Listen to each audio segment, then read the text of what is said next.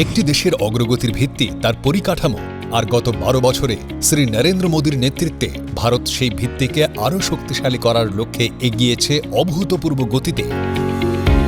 রাস্তা, রেল, বিমান, বন্দর এবং নগর উন্নয়ন প্রতিটি ক্ষেত্রে দেখা গেছে ব্যাপক পরিবর্তন ও সম্প্রসারণ। গত এক দশকেরও বেশি সময়ে জাতীয় সড়ক নির্মাণের গতি উল্লেখযোগ্যভাবে বৃদ্ধি পেয়েছে। দেশের বিভিন্ন প্রান্তকে সংযুক্ত করতে নির্মিত হয়েছে নতুন এক্সপ্রেসওয়ে, অর্থনৈতিক করিডোর এবং গ্রামীণ সড়ক।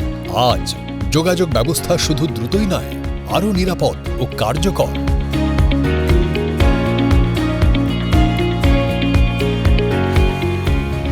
আগে অন্য রাজ্য থেকে পণ্য এখানে পৌঁছাতে বা এখান থেকে অন্য রাজ্যে নিয়ে যেতে অনেক সময় লাগত।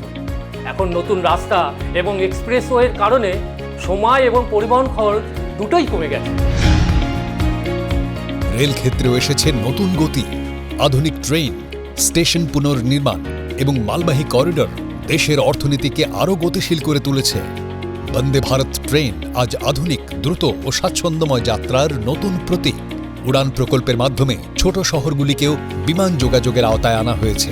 একই সঙ্গে বন্দর আধুনিকীকরণ ও লজিস্টিক ব্যবস্থার উন্নয়ন আন্তর্জাতিক বাণিজ্যকে আরও শক্তিশালী করেছে।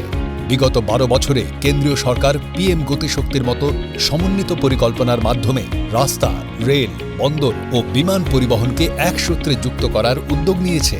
পরিকাঠামো একটি দেশের উন্নয়নের সবচেয়ে শক্তিশালী ভিত্তি। প্রধানমন্ত্রী নরেন্দ্র মোদীর দূরদর্শিতা ও পরিকাঠামোগত পরিকল্পনা আজ দেশকে একটি সংযুক্ত, আধুনিক এবং আত্মনির্ভর ভারত গড়ার দিকে এগিয়ে নিয়ে যাচ্ছে।